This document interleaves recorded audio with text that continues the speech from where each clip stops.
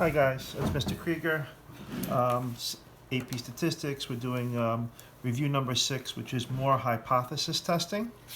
Okay, so please print up the lesson. What we're going to look at first is hypothesis test errors. Okay, so remember there are two types of errors you can make when you do a hypothesis test. So we're going to take a look at both. And this box here, decision box, shows you the types of errors you can make and also situations where you're making the correct decision. So let's take a look at this example so it puts it in, gives you some context, makes it a little easier for you to understand. A patient goes for a cancer test. The null hypothesis H0 is that there is no cancer. All right, so let's say it's true that the individual doesn't have cancer. If you reject that, you've made a type 1 error. The chance of making a type 1 error is alpha. That's the decision value that you set. So usually 5%. So there's a 5% chance of making that error. What's the consequence of making such an error? That you're treating cancer that's not there. Very costly treatments that will have bad side effects and create anxiety. So that's the chance of making a type 1 error, and that's the consequence of making a type 1 error. Now, let's say the null hypothesis is false and you reject it. Well, you made a correct decision, okay? The chance of doing that is 1 minus beta. It's called the power. We're going to take a look at that afterward, okay? Now, let's take a look at what happens when the null hypothesis is true and you fail to reject it, okay? The null hypothesis is true and you fail to reject it. You made a correct decision. The chance of that happening is 1 minus alpha. And suppose the null hypothesis is false and you fail to reject the null hypothesis, then you've made a type 2 error. That's the probability of that is beta. So here, the consequence is that you're not treating cancer that's there, and the patient might get sicker and die. So this has a bad consequence too. Now, beta is a little tricky to compute. And again, 1 minus beta is called the power. And what we want to try to do is we want to always try to increase the power as much as possible because it decreases the chance of making a type 2 error. A type 1 error where it's kind of fixed. We set how often we're going to make a type 1 error at alpha, usually 5%. But beta is hard to compute the probability of making a type 2 error. All we can try to do is increase the power, the probability of not making a type 2 error. So let's go take a look at this. So here, let me read this to you. Okay, beta is the shading here. When beta increases, the chance of making a type 2 error increases. So this is your the normal distribution for the your null hypothesis, and the second one is the alternative. Okay, so you can see that alpha is here. That's a chance of making a type 1 error. And then 1 minus alpha is here. You can see how prominent that is. That's the chance of not making a type 1 error. Okay? Now the tricky part is the beta stuff. Beta, that little section in there, that's the probability of making a type 2 error. And 1 minus beta is the power, the probability of not making a type 2 error. Let's go take a look. Now, one of the things that we've talked about is that you can decrease the chance of making a type 2 error, decrease beta, or increase power, by decreasing alpha. I'm sorry, if you increase alpha, you decrease beta. But sometimes we don't want to change increase the probability that we're going to make a type 1 error. So you could do that. That would decrease the chance of making a type 2 error, but you're also increasing the chance of making a type 1 error. Another thing you can do, and probably the best thing, is increase your sample size. By increasing your sample size, you can keep alpha constant and decrease beta at the same time. And the third thing that you could do, which is based on your knowledge of the scenario, is let's say your null hypothesis is whatever, mu is equal to 6. And your alternative hypothesis is that mu is less than 6. Let's say you have some reason to believe that mu is only 4. Well, the lower you think that mu is, the more power you're going to get and the lower your chance of making a type 2 error. Let me show you this diagram here. So here we have our alpha, that's a chance of making a type 1 error. This is beta, this is a chance of making a type 2 error. And this is power, the chance of not making a type 2 error. That's that whole region right here. Now, let's say we have some good reason to believe that the alternative hypothesis is significantly lower than the null hypothesis, and that this curve should be that way much more. Watch what happens to beta and to power. We're going to keep alpha the same. That's not changing. But look at the beta. It went from this region, that's a chance of making a type 2 error, and now it's getting smaller and smaller and smaller, right? Now you can see it's almost 0, right? See that region in there? It's getting smaller. And look at the same time, power is increasing. So if you have good reason to believe that the alternative hypothesis is significantly lower than what you thought, you're increasing your power and decreasing your chance of making a type 2 error. So you can change this factor by saying, you know, I think that it's much lower. Let's look at an example, and hopefully it'll make sense to you. All right. Suppose that on a hypothesis test for a single population mean, the alternative hypothesis, mu, is less than 10. Assume that the alternative is true. Let's assume that the alternative hypothesis is true. We're going to reject the null. For a fixed sample size and significance level alpha, the power of the test will be greatest if the actual mean is which of the following. Now, if the actual mean, the alternative, is much lower, I'm moving the alternative, this is the alternative here, I'm moving it much lower, that's increasing the power. So let's take a look at our example here, which is going to cause our power to increase the most. By moving this blue distribution left to the lowest possible value, which is choice A. Make it the alternative significantly lower. That increases your power. Okay, I hope that makes sense. Okay, we're going to move on now. What we're going to do next is we're going to talk about comparing two means and comparing two proportions. First, we're going to compare two means. Okay, the thing to keep in mind is that this stuff, the actual computations, you don't normally need to do. The calculator will do this for you, but these are the formulas that you would use, right? The conditions are generally the same as what you would normally do for a hypothesis test. You need an SRS. The normality condition, you got to check that both populations are normally distributed. If you're using a t-test, just keep so we're going to largely be using a t-test. Just keep in mind that, if you could always use the central limit theorem if you have large sample sizes, but if you don't have large sample sizes, then you should really be like looking at a box plot for the data to make sure that it's somewhat symmetrical. If it's somewhat symmetrical, you know that the data is roughly normal, and you could do the t-test. Okay? Independence. You got two situations for independence, though. The two situations are, one, that each sample is not more than 10% of the population, but then you want to make sure that the two samples from the two populations are independent of each other. You want to make sure you're not taking brothers and sisters, husbands and wives, twins, before and after. That would be for a paired t-test. You want to make sure the populations are separate and picked separately so that they're not related to each other. That's the other independence test you want to check. So let's take a look at a problem. Okay, so let's go look at this problem here.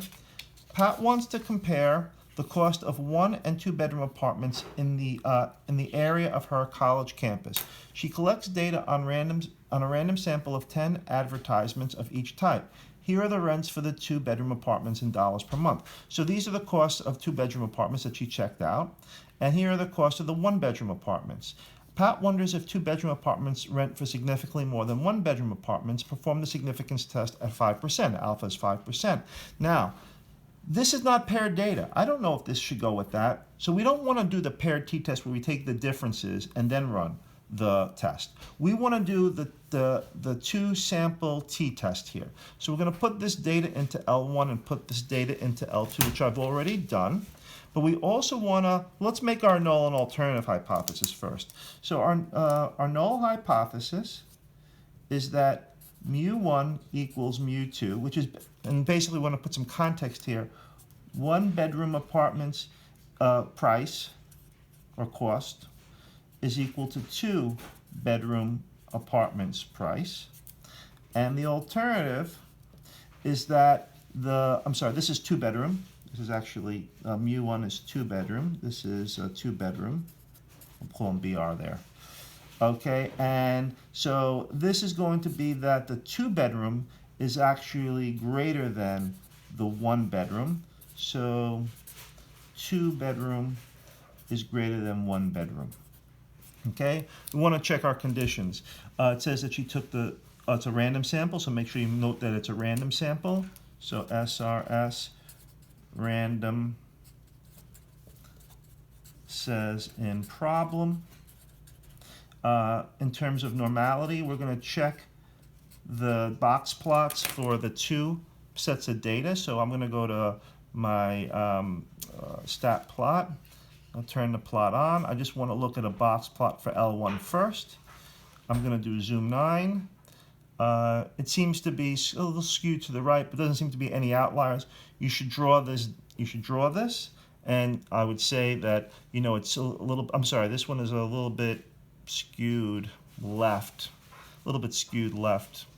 And just say that there's no outliers, so we're good to go. Let's take a look at the box plot for L2. So we're going to go turn that to L2. And let's do zoom 9. Let's take a look what that looks like. That one is a little bit maybe skewed to the right. It's a little hard to say, but again, no outliers. So because it's a t-test, we're good to go with that. And then independence.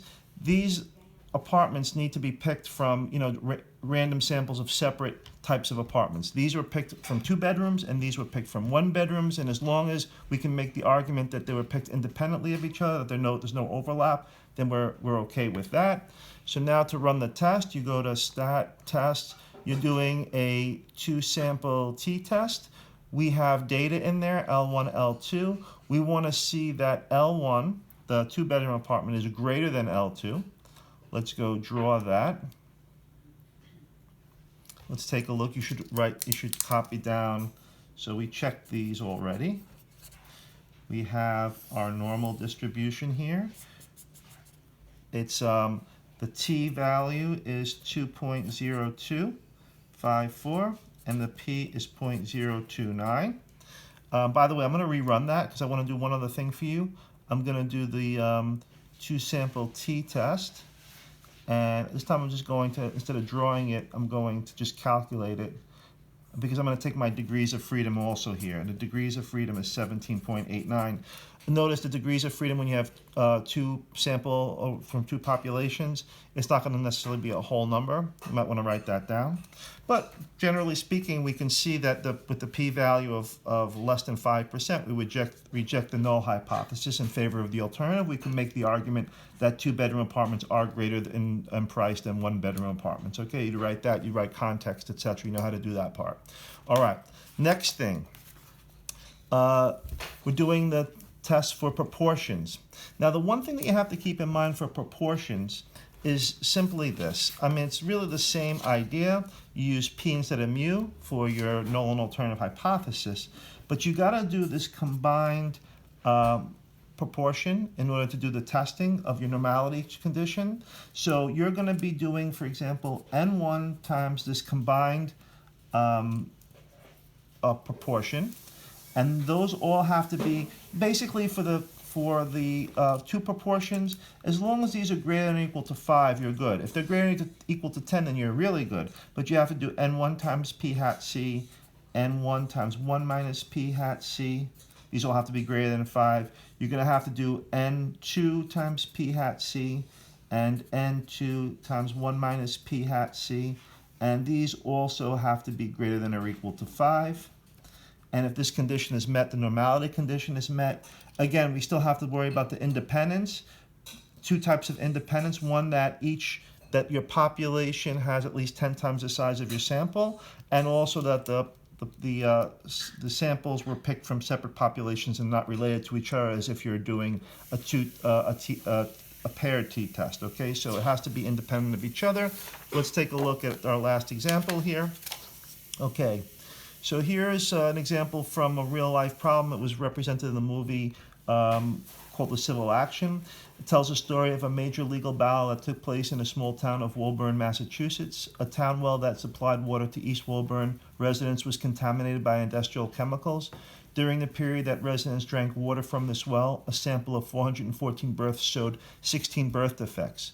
On the west side of Woburn, this sample was not contaminated. This side was not contaminated with bad water. A sample of 228 babies born during the same period revealed 3 birth defects. So we have 414 from the sample with 16 birth defects. In the other community where there wasn't poison in the water, there was only 3 birth defects out of 228. The plaintiff suing the companies responsible for the contamination claimed that the data shows that the rate of birth defects was significantly higher in East Woburn, where the contaminated well water was in use. How strong is the evidence in support of this claim? Okay, is there a statistical significance here? Okay, so what we're going to do is, first of all, we're going to have to check, you're going to make your null and alternative. Your null hypothesis is always that there's no difference in the proportion. P1 is equal to P2. No difference in birth defects. Proportion. The alternative hypothesis, assuming that the P1 represents the proportion of people in the area where the water was supposedly contaminated, the birth defect should be greater. Okay? Here's what we need to do, though. To check the normality condition, we got to check all normal conditions, the SRS, the 2 types of independence. But here what's different is the normality condition. So we're going to have to make this combined p-value. Now that combined p-value is going to be your 3 plus 16. That's 3 birth defects and 16 birth defects from the 2 communities over 228 plus 414. And that's giving us 19 out of 642. Now we're going to have to check PC times N1. Now N1 times PC is 414 times 19 over 642, which is 12.252, which is greater than 5, or it's even greater than 10, so that's good. N1 times 1 minus PC, and this is P hat C actually. This is from the samples we're taking. So this is going to be 414 times 623 over 642. This is clearly going to be bigger than 5. This was like 401.747 or something. And 2 times P hat C is 228 times 19 over 642. And that was like 6.747, and that's greater than 5. And N2 times 1 minus P hat C was 228 times 623 over 642. And that number is clearly going to be big. It's 221.25. These are all greater than or equal to 5, so we met that condition. So now the last thing to do is to just put this information into the calculator. Let's check that. So if we go to our stat test and we go to our proportions are always z-tests. 2 proportion z-test, I put them in already. 16, oh no, I didn't actually. It's, we have 16 out of 414 and 3 out of 228. And we want to see that P1 is greater than P2. Let's calculate that stuff. So here we have, I'll put it over here, a z value of 1.823. We have a p-value of 0.034. And the argument that we can make is that we're going to reject the null. This is less than 5%. So reject the null hypothesis. The level of birth defects is significant here, which means that it seems like the water contamination did have an effect, and that's the argument that you could make. And that is actually the argument that they actually made in the real world and in the movie. And they actually won that case using the statistical analysis. Okay, so anyway, your homework is the next few pages. I did give you the answer key with it. Please try the problems and then refer to the answer key. And that will be due when I announce it, when I give you, when I send an email out. All right?